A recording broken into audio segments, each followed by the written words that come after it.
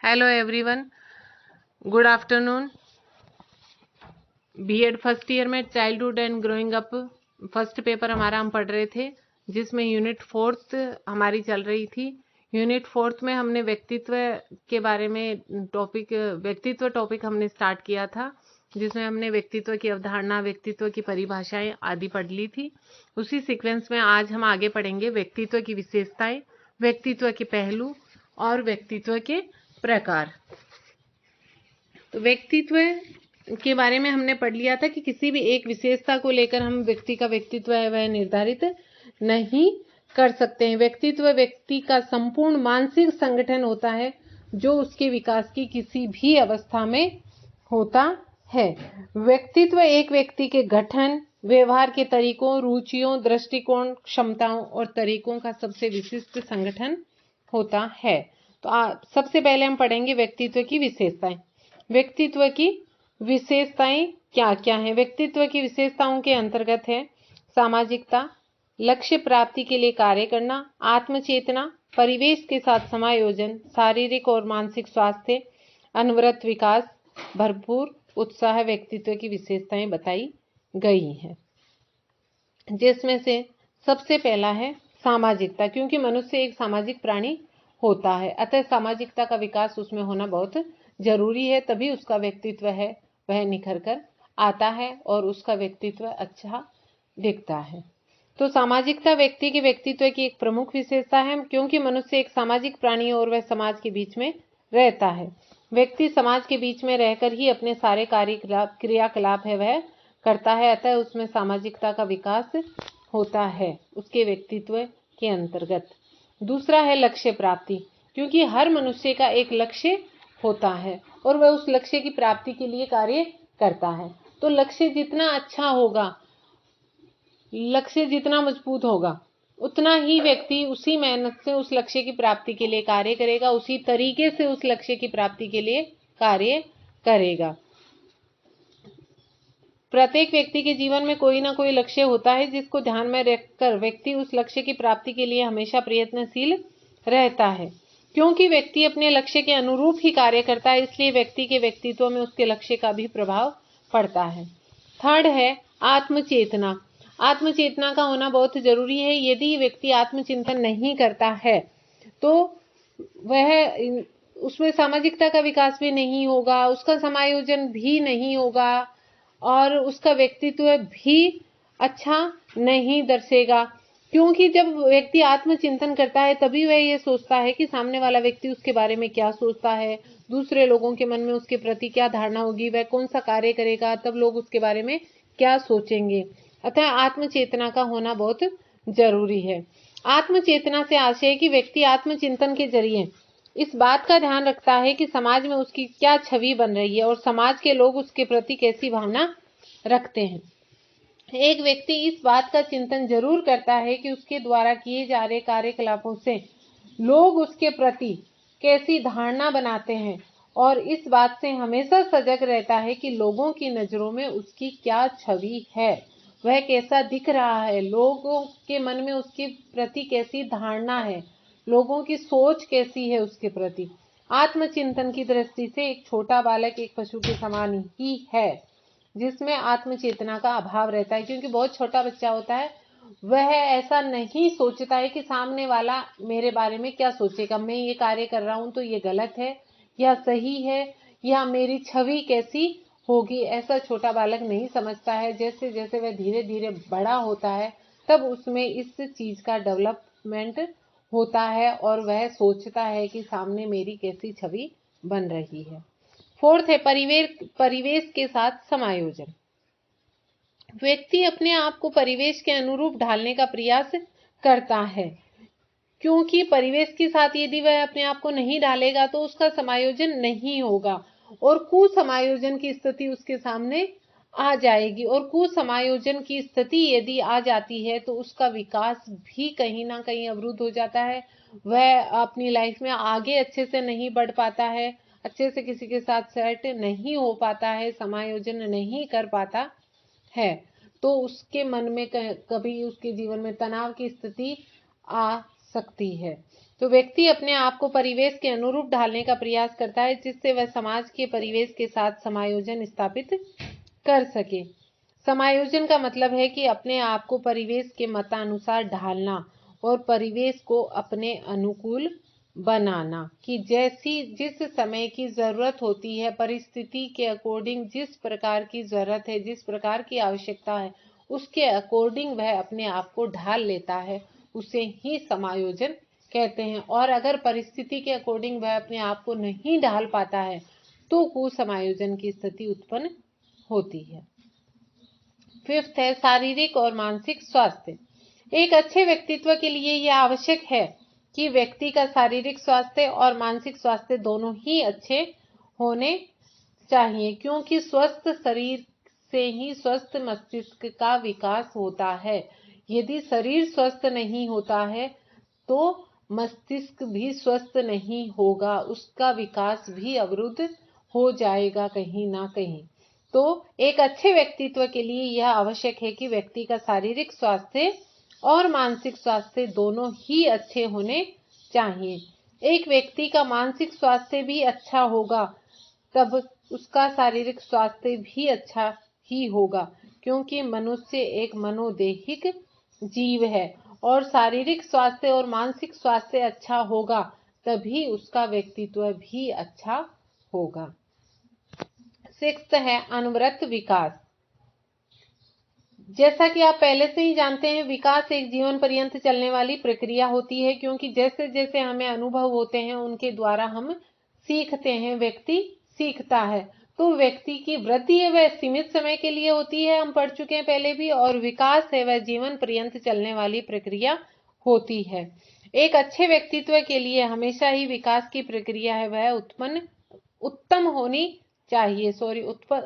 होनी चाहिए, क्योंकि विकास की प्रक्रिया जब उत्तम होगी तभी उसका व्यक्तित्व भी उत्तम होगा, एक अच्छे व्यक्तित्व का विकास होगा।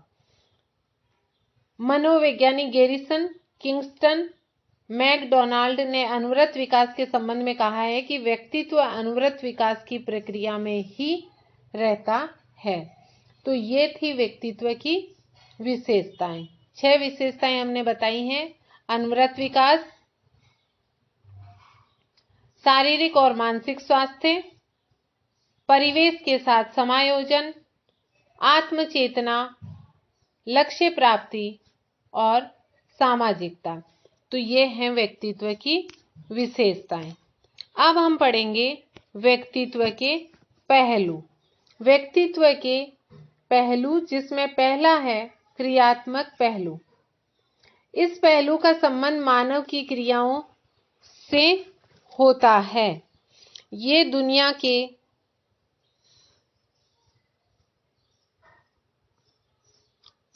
क्रियात्मक पहलू, व्यक्तित्व के इस पहलू का संबंध मानव की क्रियाओं से है, जैसे व्यक्ति की भावुकता, शांति, विनोदप्रियता, मानसिक श्रेष्ठता आदि को व्यक्त करती हैं। तो क्रियात्मक पहलू कौन कौन सी क्रियाओं को व्यक्त करता है? क्रियात्मक पहलू के अंतर्गत क्या आता है? व्यक्तित्व के पहलू के अंतर्गत पहला है क्रियात्मक पहलू, जिसके अंतर्गत मानव की क्रियाएं आती हैं। ये क्रियाएं व्यक्ति की भावुकता, शांति, विनोदप्रियता, मानसिक श्रेष्ठता आदि को व्यक्त करती हैं। दूसरा है सामाजिक पहलू। व्यक्तित्व के इस पहलू का संबंध मानव द्वारा दूसरों पर डाले जाने वाले सामाजिक प्रभाव से है। पहला तो था खुद की क्रियाओं से, कि वह कितना भावुक है, कितना उसका मन शांत रहता है, अशांत रहता है, विनोदप्रियता यानी कि वह हंसमुख है, दूसरों के साथ अच्छे से घुलता मिलता है, मानसिक श्रेष्ठता, उसकी सोच, उसके विचार कैसे हैं। सामाजिक पहलू के अंतर्गत आता है कि समाज में उसका प्रभाव कैसा है। तो इस पहलू में उन सभी बातों का समावेश होता है जिनके कारण मानव दूसरों पर विशेष प्रकार का प्रभाव डालता है। मानव द्वारा दूसरे व्यक्तियों पर डाले जाने वाले सामाजिक प्रभाव का संबंध सामाजिक पहलू से है। तीसरा है कारण संबंधी पहलू। व्यक्तित्व के इस पहलू का संबंध मानव के सामाजिक या असामाजिक कार्यों के कारणों और उन कार्यों के प्रति लोगों की प्रतिक्रियाओं से है। कारण संबंधी पहलू के अंतर्गत व्यक्तित्व का संबंध मानव के सामाजिक या असामाजिक कार्यों के कारणों और उन कार्यों के प्रति लोगों की प्रतिक्रियाओं से है। सामाजिक कार्य कौन से होते हैं? जो समाज के बनाए गए नियम कानूनों के अनुरूप होते हैं, और असामाजिक कार्य होते हैं जो समाज के विरोध में कार्य किए जाते हैं, उन्हें असामाजिक कार्य कहा जाता है। तो ये कार्य जो सामाजिक व्यक्ति कोई भी कार्य करता है, चाहे वह सामाजिक कार्य करे चाहे असामाजिक, तो उसके कारण और कि वह किस कारण से करता है और लोगों की उन कार्यों के प्रति कैसी प्रतिक्रिया होती है, उसका संबंध उसके व्यक्तित्व से होता है। यदि व्यक्ति अच्छे कार्य करता है तो लोग उसे पसंद करते हैं, और अच्छे कार्य नहीं करता है तो लोग उसे पसंद नहीं करते हैं।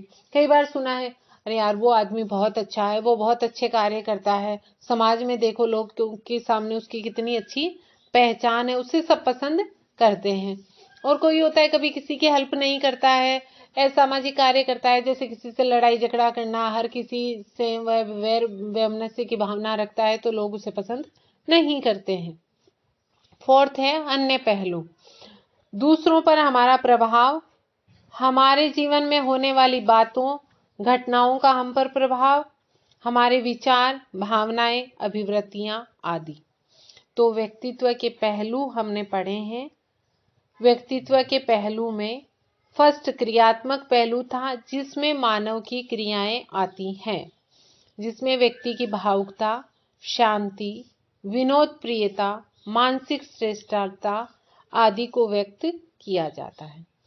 सेकंड पहलू है सामाजिक पहलू। इसका संबंध मानव द्वारा दूसरों पर डाले जाने वाले सामाजिक प्रभाव से है। इस पहलू में उन सभी बातों का समावेश होता है जिसके कारण मानव दूसरों पर एक विशेष प्रकार का प्रभाव डालता है। तीसरा है कारण संबंधी पहलू, कि मनुष्य जो भी असामाजिक और सामाजिक कार्य करता है, उन कार्यों के कारणों और उन कार्यों के प्रति लोगों की प्रतिक्रियाओं से है। यदि व्यक्ति अच्छे कार्य करता है तो सभी लोग उसे पसंद करते हैं, और अच्छे कार्य नहीं करता है तो लोग उसे पसंद नहीं करते हैं। अन्य पहलू की क्रियात्मक पहलू, सामाजिक पहलू, कारण संबंधी पहलू, और इसके अतिरिक्त अन्य जो पहलू हैं वो हैं कि दूसरों पर हमारा प्रभाव कैसा होता है, हमारे जीवन में होने वाली बातों और घटनाओं का हम पर किस प्रकार का प्रभाव पड़ता है। तो एक तो है कि हम दूसरों पर किस प्रकार का प्रभाव डालते हैं अपना, हमारा प्रभाव दूसरों पर कैसा होता है। दूसरा कि हमारे जीवन में जो भी घटनाएं घटित होती हैं, जो भी बातें घटित होती हैं, उनका हमारे ऊपर कैसा प्रभाव पड़ता है, हमारे विचार भावनाएं अभिवृत्तियां आदि। तो ये हैं व्यक्तित्व के पहलू। अब है हमारा तीसरा टॉपिक, व्यक्तित्व के प्रकार, टाइप्स ऑफ पर्सनालिटी। अलग अलग मनोवैज्ञानिकों ने व्यक्तित्व को अलग अलग प्रकारों में बांटा है। तो कुछ मनोवैज्ञानिकों के बताए गए प्रकारों का आज हम अध्ययन करेंगे। युंग के अनुसार, क्रेसमर के अनुसार, स्प्रिंगर के अनुसार, विलियम जेम्स के अनुसार, शेल्डन के अनुसार, स्टर्न और न्यूमैन के अनुसार व्यक्तित्व के कितने प्रकार बताए गए हैं वो हम पढ़ेंगे। सबसे पहला है मनोवैज्ञानिक क्रेसमर के अनुसार। क्रेसमर ने शरीर रचना दृष्टिकोण के आधार पर व्यक्तित्व के प्रकारों को बांटा है। शरीर रचना की दृष्टि से क्रेसमर ने व्यक्तित्व के प्रकार बताए हैं। वह हैं 4 प्रकार। पहला है गोलकाय या नाटा, जिसे पिकनिक प्रकार कहा जाता है। दूसरा है लंबकाय, तीसरा है सुडोलकाय, और फोर्थ है असाधारण या दुर्विकसित। तो पहला है गोलकाय या नाटा। इस प्रकार के व्यक्ति साहसी, हष्टपुष्ट और गोल आकृति के होते हैं। गोल का मतलब ये नहीं है कि वो कोई गोल गोल होते हैं, लेकिन मोटे होते हैं, हष्टपुष्ट होते हैं, तो हम कहते हैं ना कि ये तो गोल मटोल दिख रहा है, तो उस तरीके से गोल आकृति के होते हैं, गोल मटोल होते हैं। यह व्यक्ति अधिक बात करने वाले तथा दयालु तथा सामाजिक संपर्क रखने वाले होते हैं। इसे पिकनिक भी कहा जाता है। दूसरा प्रकार है शक्तिहीन, एस्थेनिक। इस प्रकार के व्यक्ति पतले, चपटे, कोमल शारीरिक गठन वाले, लंबे अंग वाले, यानी कि हाथ पैर उनके लंबे होते हैं, चपटे होते हैं तथा तंग सीने वाले होते हैं। ये व्यक्ति शर्मीले तथा अकेले रहने वाले होते हैं। तीसरे, एथलेटिक, खिलाड़ी। इस प्रकार के व्यक्ति अच्छी मांसपेशियों वाले होते हैं, अर्थात मजबूत मांसपेशियां होती हैं, क्योंकि नाम से ही एथलेटिक बताया है, खिलाड़ी। तो खिलाड़ियों की बॉडी कैसी होती है? हष्टपुष्ट होती हैं, उनकी मांसपेशियां मजबूत होती हैं, इनके कंधे चौड़े होते हैं, हाथ लंबे होते हैं, ये शर्मीले, अकेले रहने वाले, अधिक संवेदनशील होते हैं। फोर्थ है डिस्प्लास्टिक, असाधारण, दुर्विकसित। यह व्यक्ति अनुचित शारीरिक अनुपात वाले तथा विशेष शारीरिक गठन वाले होते हैं। इस प्रकार के व्यक्तित्व के व्यक्तियों में शारीरिक विकास की अनेक समानताएं भी पाई जाती हैं। असामान्यताएं, सॉरी, ये समानताएं ना पढ़े, यहाँ पे असामान्यताएं आता है। अनेक असामान्यताएं भी पाई जाती हैं। तो क्रेसमर ने 4 प्रकार का व्यक्तित्व के आधार पर 4 प्रकार में लोगों को डिवाइड किया है। व्यक्तित्व के 4 प्रकार बताए हैं, जिसमें से पहला है पिकनिक प्रकार, जो कि व्यक्ति साहसी, छोटे, हष्टपुष्ट तथा गोल आकृति के होते हैं। दूसरा है एस्थेनिक। इस प्रकार के व्यक्ति पतले, चपटे, गोल, कोमल शारीरिक गठन वाले, लंबे अंगों वाले तथा तंग सीने वाले होते हैं। तीसरा है एथलेटिक, खिलाड़ी। इस प्रकार के व्यक्तियों की मांसपेशियां अच्छी होती हैं, कंधे चौड़े होते हैं, हाथ लंबे होते हैं, पुष्ट अंगों वाले होते हैं। फोर्थ है डिस्प्लास्टिक। यह व्यक्ति अनुचित शारीरिक अनुपात वाले होते हैं, विशेष शारीरिक गठन रखते हैं। इस प्रकार के व्यक्तित्व के व्यक्तियों में शारीरिक विकास की अनेक असामान्यताएं भी पाई जाती हैं। तो ये था क्रेसमर के अनुसार व्यक्तित्व। अब है शेल्डन के अनुसार। शेल्डन ने शारीरिक गुणों के आधार पर, क्रेसमर ने किस आधार पर बांटा था? क्रेसमर ने शारीरिक गठन के आधार पर व्यक्तित्व को विभक्त किया था, और शेल्डन ने शारीरिक गुणों के आधार पर व्यक्तित्व के प्रकार बताए हैं। शेल्डन के अनुसार व्यक्तित्व 3 प्रकार का बताया गया है: गोलकाय, मध्यकाय और लंबकाय। पहला है गोलकाय, एंडोमॉर्फिक। इस प्रकार के शारीरिक गठन वाले व्यक्ति गोल मटोल, नरम होते हैं। ऐसे व्यक्ति आराम पसंद, भावुक तथा सुख चाहने वाले होते हैं। दूसरा है मेसोमॉर्फिक, मध्यकाय। ऐसे व्यक्ति गठीले, मजबूत शरीर वाले होते हैं।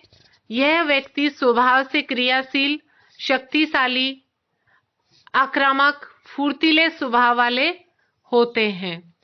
तीसरा है लंबकाय, एक्टोमॉर्फिक। इस प्रकार के गठन वाले व्यक्ति दुबले पतले तथा कमजोर शरीर वाले होते हैं। स्वभाव से संवेदनशील, नाजुक, बौद्धिक और पलायनवादी होते हैं।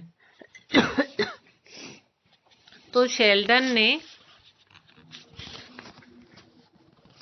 शारीरिक गुणों के आधार पर व्यक्तित्व के प्रकारों को बांटा है। व्यक्तित्व 3 प्रकार का बताया है, एंडोमॉर्फिक, मीजोमॉर्फिक और एक्टोमॉर्फिक।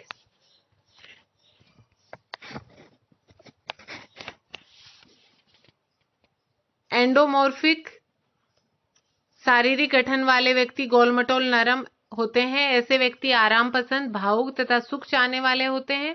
मीजोमॉर्फिक व्यक्ति क्रियाशील, शक्तिशाली, आक्रामक, फुर्तीले स्वभाव वाले होते हैं।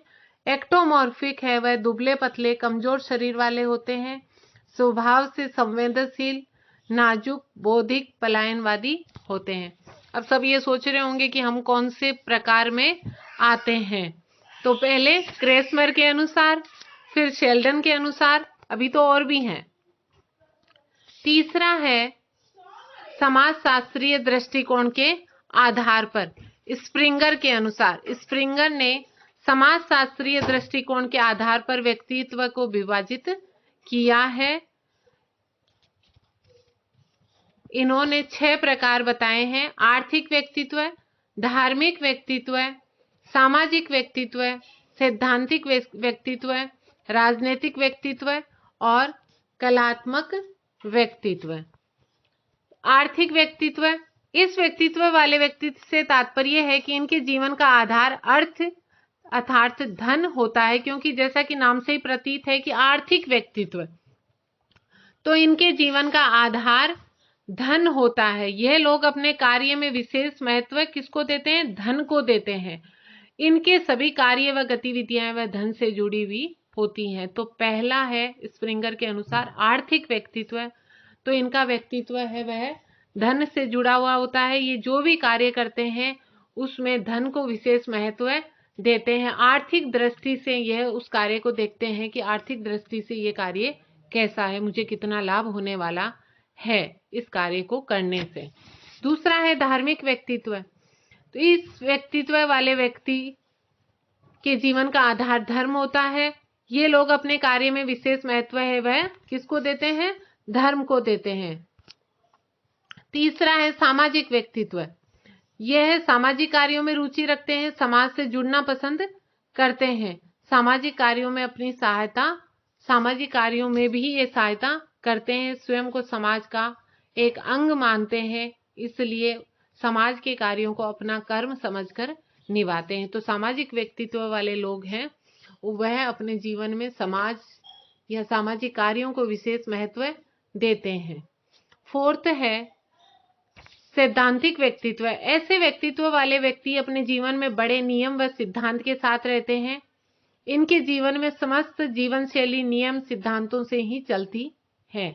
ये नियम व सिद्धांतों को ही प्रमुखता या इम्पोर्टेंस देते हैं। पांचवा है राजनीतिक व्यक्तित्व, इन व्यक्तित्व वाले व्यक्ति राजनीतिक क्षेत्र में रुचि लेते हैं। ये लोग राजनीति के क्षेत्र में जाकर देश सेवा का भाव रखते हैं। ये लोग अपने कार्य व जीवन शैली में राजनीति को एक प्रमुख अंग मानते हैं और राजनीति से जुड़े हुए होते हैं। छठा है कलात्मक व्यक्तित्व, ये व्यक्ति कला के क्षेत्र में अत्यधिक उत्कृष्ट होते हैं। कलात्मक व्यक्तित्व के व्यक्ति विभिन्न कला में निपुण होते हैं। ये मानते हैं कि कला में ही इनका जीवन है। तो स्प्रिंगर ने 6 प्रकार बताए हैं, आर्थिक दृष्टि से, धार्मिक दृष्टि से, सामाजिक व्यक्तित्व, सैद्धांतिक व्यक्तित्व, राजनीतिक व्यक्तित्व और कलात्मक व्यक्तित्व। ये 6 जो व्यक्तित्व बताए हैं, इन्हीं व्यक्तित्व के नाम के आधार पर व्यक्ति अपने जीवन में इंपॉर्टेंस देते हैं। सामाजिक व्यक्तित्व सामाजिक कार्यों से जुड़े हुए व्यक्ति होते हैं, राजनीतिक व्यक्तित्व राजनीति से जुड़े हुए, धार्मिक धर्म से, आर्थिक हैं वो धन को ज्यादा इंपॉर्टेंस देते हैं, कलात्मक व्यक्तित्व कला को इंपॉर्टेंस देते हैं। अब है विलियम जेम्स के अनुसार व्यक्तित्व के प्रकार। विलियम जेम्स के अनुसार व्यक्तित्व 2 प्रकार के बताए गए हैं, कोमल हृदय वाले और कठोर हृदय वाले। कोमल हृदय वाले, इनका व्यवहार अमूर्त सिद्धांतों के द्वारा निर्देशित होता है। ऐसे व्यक्ति बुद्धिजीवी, आशावादी, आदर्शवादी, आर्थिक व पूर्वाग्रही होते हैं। कोमल हृदय वाले व्यक्ति, कोमल हृदय वाले व्यक्ति अमूर्त सिद्धांतों के द्वारा निर्देशित होता है। ऐसे व्यक्ति बुद्धिजीवी, आशावादी, आदर्शवादी, आर्थिक व पूर्वाग्रही होते हैं। दूसरा है कठोर हृदय वाले। ऐसे व्यक्ति विचारों की अपेक्षा शारीरिक संवेदनाओं में अधिक रुचि रखते हैं। भौतिकवादी, निराशावादी, अधार्मिक तथा संशयवादी होते हैं।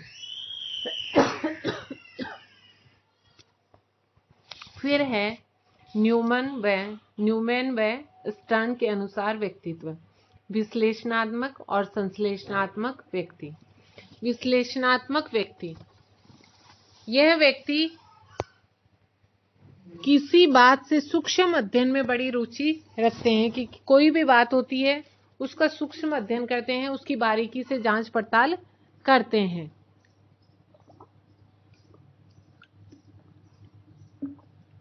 यह प्रत्येक व्यक्ति वस्तु पर विश्लेषण करने की चेष्टा रखता है। संश्लेषणात्मक व्यक्ति, यह व्यक्ति समीक्षा करना पसंद नहीं करते हैं, प्रत्येक वस्तु पर संश्लेषण करने की चेष्टा रखते हैं। फिर है मनोवैज्ञानिक दृष्टिकोण के आधार पर युंग ने व्यक्तित्व को 3 प्रकार का बताया है। मनोवैज्ञानिक दृष्टिकोण से ज्यादातर आता है युंग के अनुसार और शेल्डन के अनुसार पूछा जाता है और क्रेसमर के अनुसार ज्यादातर। क्रेसमर, युंग, शेल्डन के अनुसार ज्यादातर पूछा जाता है।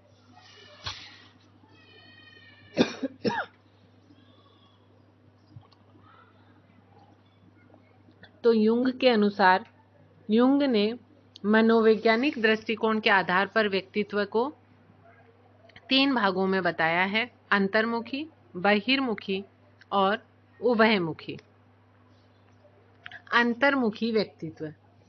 अंतर्मुखी व्यक्तित्व वाले व्यक्ति चिंतनशील होते हैं, बाह्य जगत की वस्तुओं से कम अनुराग रखते हैं, अर्थात वह कम मेलजोल रखते हैं, कम इंटरेस्ट रखते हैं, वे एकांकी होते हैं, कर्तव्यपरायण होते हैं, समय का हमेशा ध्यान रखते हैं, व्यवहार कुशल नहीं होते हैं, हंसी मजाक और व्यर्थ की बातों में नहीं फंसते हैं, भाव प्रधान होते हैं, आज्ञाकारी होते हैं परंतु शीघ्र ही घबराने वाले होते हैं, कष्टों के प्रति सजग रहते हैं, बाहरी जगत से कम अनुराग रखते हैं, ये अकेले रहना पसंद करते हैं। ये लोग अपने विचार एवं बातें हैं वह दूसरों को नहीं बताते हैं। अच्छे लेखक होते हैं परंतु अच्छे वक्ता नहीं होते हैं। क्यों? अच्छे लेखक क्यों होते हैं? अच्छे लेखक होते हैं परंतु अच्छे वक्ता क्यों नहीं होते हैं? क्योंकि बाहर के लोगों से ये मिलना जुलना बोलना करना पसंद नहीं करते हैं। तो अच्छे लेखक होते हैं परंतु अच्छे वक्ता नहीं होते हैं क्योंकि चिंतन का धरातल प्रबल होता है। ये प्राय प्रतिक्रियावादी होते हैं, अपने विचारों को यथार्थ की ओर ले जाने में कोई श्रद्धा नहीं परंतु यथार्थ को अपने स्वभाव के अनुरूप ढालने का प्रयास करते हैं। चिंताग्रस्त होते हैं, अपनी वस्तुओं तथा कष्टों के प्रति सजग रहते हैं ये हमेशा। दूसरा है बहिर्मुखी। ऐसे व्यक्ति बाह्य जगत में अधिक रुचि लेते हैं। ये लोग अपने कार्य एवं बातों को दूसरों के साथ बताना पसंद करते हैं, वातावरण के अनुसार शीघ्र ही ढल जाते हैं। ये सबको प्रसन्न करने वाले होते हैं, प्रशंसकों से घिरे हुए रहने की कामना करते हैं, व्यवहार कुशल होते हैं, विचार प्रधान होते हैं, साहस का कार्य करने वाले होते हैं, कार्य के प्रति दृढ़ता की भावना रखते हैं, शासन करने का स्वभाव होता है, परेशानियों से घबराते नहीं हैं, आशावादी होते हैं, वातावरण के प्रभाव से शीघ्र प्रभावित होते हैं तथा वातावरण के साथ आसानी से अनुकूलन कर लेते हैं, आत्मचिंतनशील नहीं होते परंतु सभी के विचारों के आधार पर अपने विचार प्रकट करते हैं, बाह्य जगत में लगाव रखते हैं, बाह्य क्रियाओं की ओर संवेदनशील होते हैं, स्वयं की पीड़ा परिस्थिति की चिंता नहीं करते, प्राय चिंता मुक्त रहते हैं, संसार में उन्हें प्रशंसा मिले, लोग आदर की दृष्टि से देखें, यह उनकी इच्छा रहती है और इसे बनाए रखने हेतु सदैव अपने गुणों को व्यवहार में लाते हैं। अब तीसरा है, ये तो अंतर्मुखी, बहिर्मुखी, और तीसरा है उभयमुखी। इस व्यक्तित्व वाले व्यक्तियों में अंतर्मुखी तथा बहिर्मुखी व्यक्तित्व दोनों गुणों वाले व्यक्तियों के गुण पाए जाते हैं।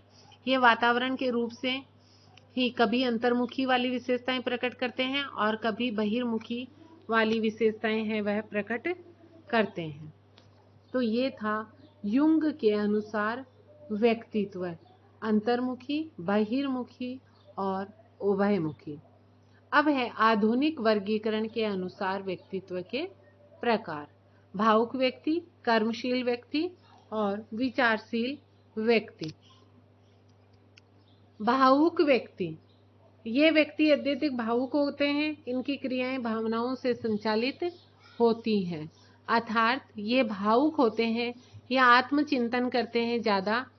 इनको दूसरों की भावना, पीड़ा की अधिक चिंता रहती है, अतः इनकी क्रियाएं भावनाओं से संचालित होती हैं। दूसरा है कर्मशील व्यक्ति। यह व्यक्ति कर्म को अपने जीवन का आधार मानते हैं। इनका मानना होता है कि कर्म ही जीवन है। हमको जीवन में जो कुछ भी प्राप्त होगा वह कर्म से ही प्राप्त होगा, अतः जीवन में कर्म दूसरा पहलू है। ये व्यक्ति हर समय अपने आप को किसी न किसी रचनात्मक कार्य में लगाए रखते हैं। तीसरा है विचारशील व्यक्ति। ऐसे व्यक्ति अधिक विचारमान होते हैं। इन व्यक्तियों में सृजनात्मकता अधिक पाई जाती है। ये लोग किसी कार्य को करने से पूर्व भली भांति सोच विचार करते हैं।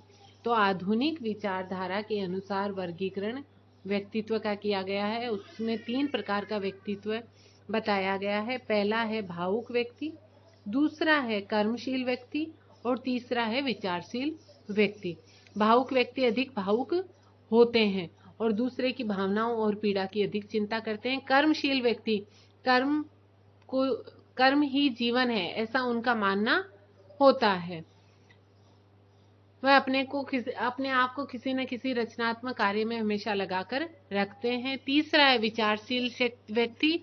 यह अधिक विचारवान होते हैं और किसी न किसी कार्य को करने से पूर्व